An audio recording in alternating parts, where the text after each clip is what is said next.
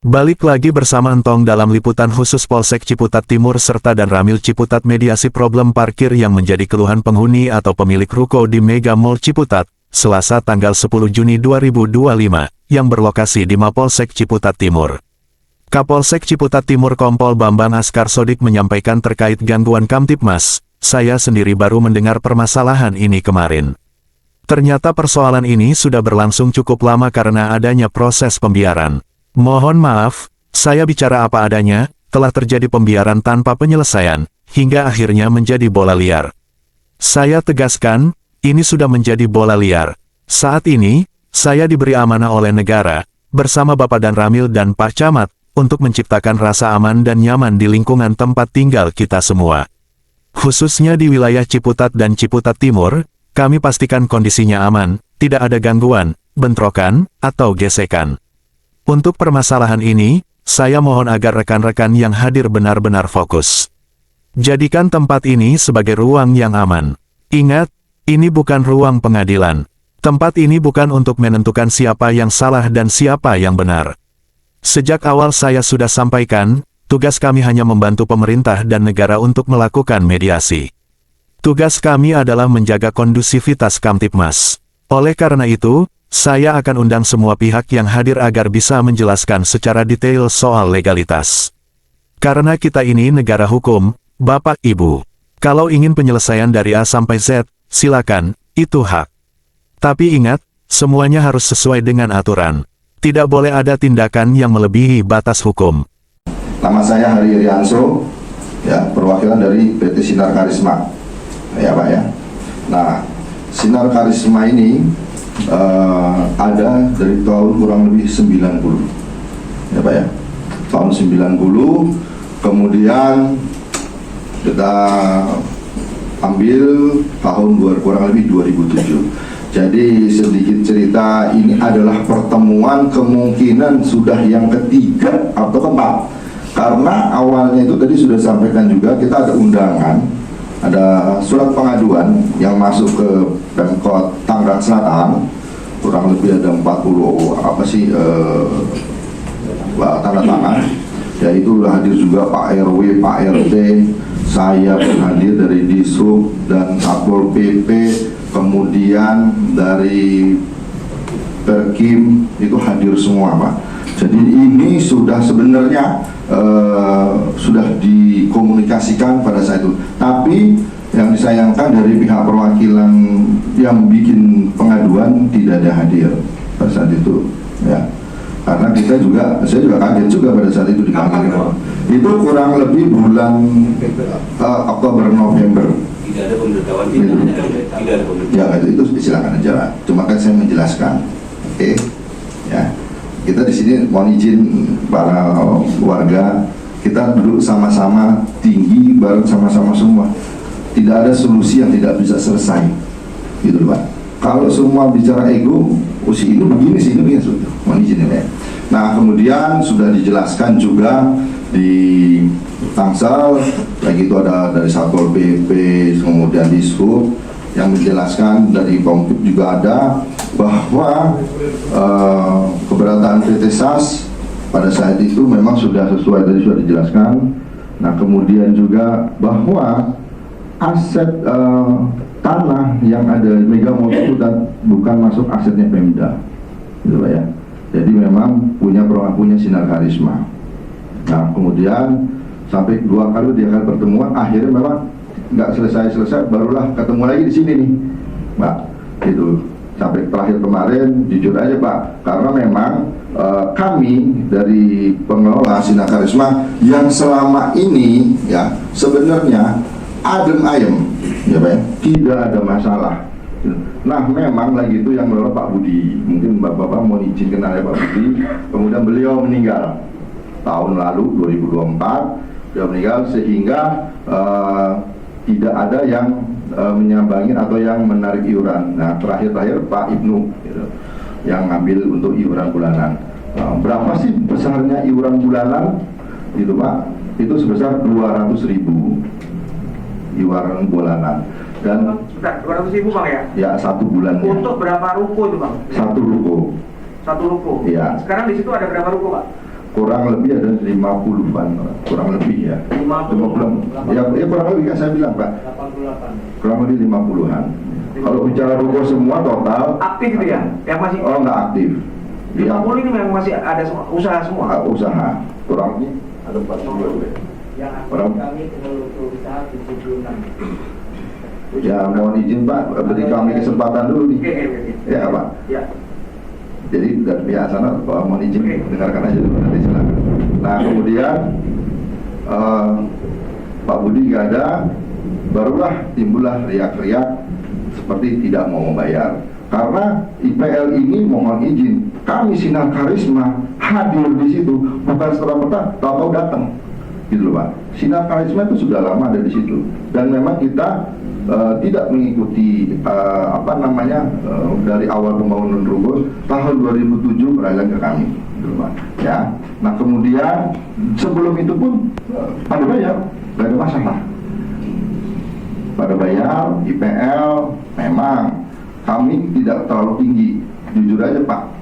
Sebenarnya kalau kita naikin kasihan juga warga karena kan kita lihat itu. Nah ini kita lihat ruko di situ kan tempat bisnis komersil.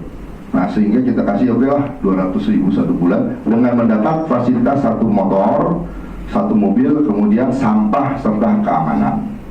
Itu. Selama ini semua warga bayar, tidak ada masalah.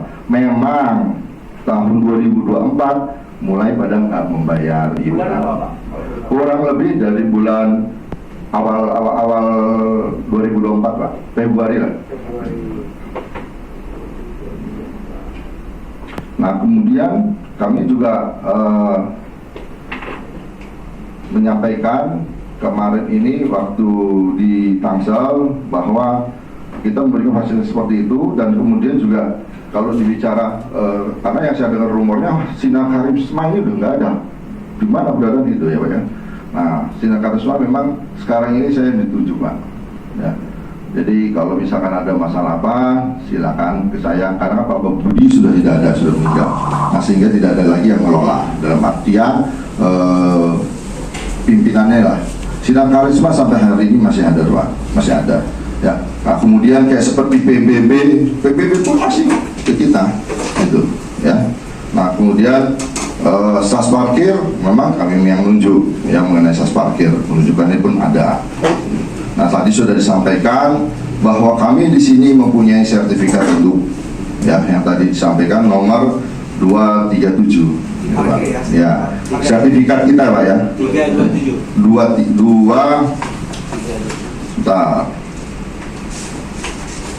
327 ya.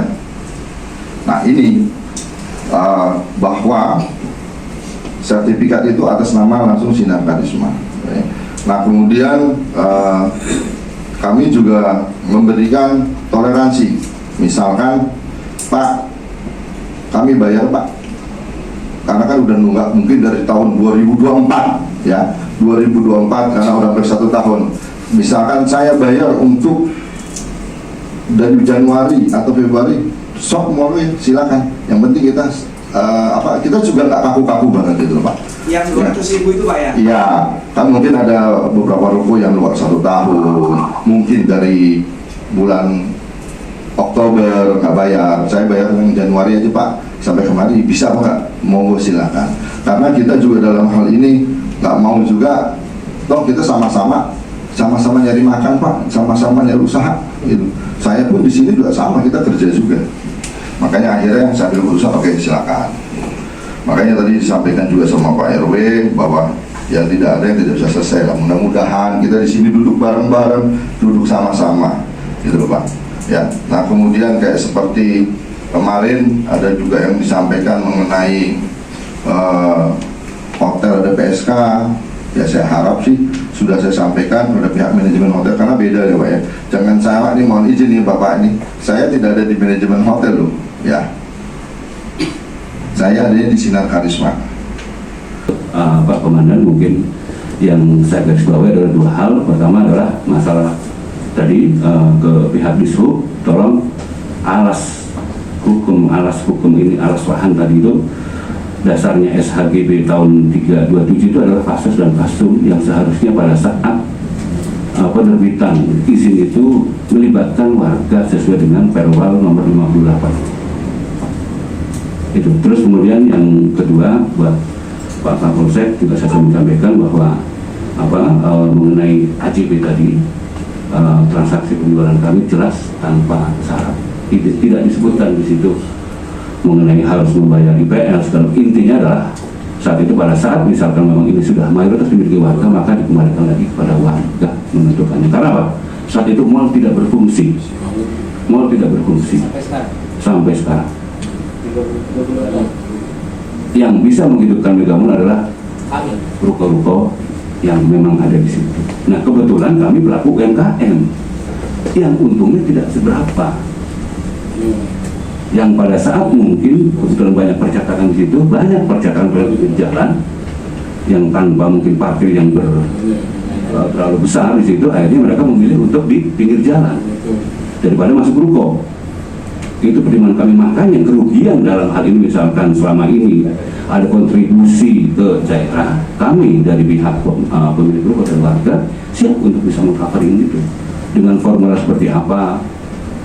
Artinya sebenarnya pada saat harga kesepakatan dan segala macam didiskusikan dengan warga, siapa ada jalan temu kan di situ sebenarnya. Cuman karena ini merasa pengelola itu di atas kami, ini yang nggak bisa terima.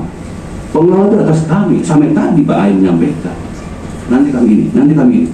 Seakan-akan Anda itu penentu di lingkungan itu. Penentu di lingkungan ini adalah kami semua. Keputusan bersama, keputusan mayoritas. Itu Pak. Jangan Anda merasa lebih di atas kami. Oh, saya nggak merasa. Ya, Anda tadi mengatakan, oh nanti kami ini. Gitu. Saya sudah pernah bilang saya di atas, Pak. Ya, tolong dicari. Iya, tidak. Makanya tadi Anda mengatakan tadi nanti kami atur. Nah, kami kita di sini diskusi. Udah diskusi Pak. Jadi ya. Saya masih menghargai Pak dan Prali, Pak Kapolsek, itu aja. Ya. Janganlah kita jangan juga teman-teman yang ada di sini. Akhirnya saya bilang kita semua sahabat semua di sini. Kita sama-sama cari makan. Ya, makanya kita kita sama-sama Pak usaha. Baik. kami Bapak usaha berkah semua. Nah, Ya, oke. ya. Tapi mengenai ruko-ruko yang tidak parkir itu bagaimana Pak? Lalu satu, kan banyak ruko-ruko yang tidak parkir karena tidak diwajibkan parkir, itu kan bisa. Yang kedua, itu kemarin kan ada pembatalan seperti yang ruko di kios autopark gitu. Jadi intinya gini Pak, kalau kata Pak Prof Mahfud MD itu konteks izin itu seharusnya dia tidak boleh, jadi boleh kan gitu. Makanya dia butuh izin. Gitu. Nah ketika ada pungutan dia harus ada izin. PT SAS ada nggak izinnya? Ada. Berarti dia berhak misalkan untuk mengukur pungutan. Nah kalau misalkan ruko-ruko yang tidak ini nggak masalah, nggak usah dan tidak pungut nggak masalah Pak, nggak masalah. Boleh. Boleh. Tidak wajib gitu Pak. Tidak wajib. Nah, tapi ketika ada pungutan situ dia harus ada izin dan dia harus bayar pajak dan dia harus ikut hak dan kewajiban terhadap penyelenggara fasilitas parkir itu. Izinnya kan sudah ada Pak, dan sudah keluar dan artinya dia legal untuk melakukan pungutan itu. Gitu kan. Terkait dengan autopark tadi disinggung, PT SAS itu sudah habis pengelolaannya di tahun 2021 Pak, sewanya. Kalau di demo terus ya Pak, ditolak terus. Itu di koran kan isi itu semua. Ya dulu sempat ada penolakan dan sebagainya gitu ya. Dulu Pak, sejak tahun 2012 Pak bacanya nanti. Nah, saya belum lahir itu. Jadi memang ya setahu saya PT SAS itu pernah mengelola autopark dan telah habis di 2021 dan pernah kami lelangkan Mbak pada waktu itu. Ditunjuklah satu pengelola, kemudian dikelola lagi sampai 2 tahun dan kemudian sekarang sudah habis dan mau kami lelangkan lagi. Gitu. Nah, kalau ada pengusaha parkir boleh Pak ikut lelang aja nanti.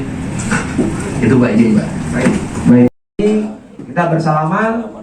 Walaupun kepala panas, tapi kita bersahabat ya. Tidak ada masalah yang tidak selesai. Yes. Salaman. Baik.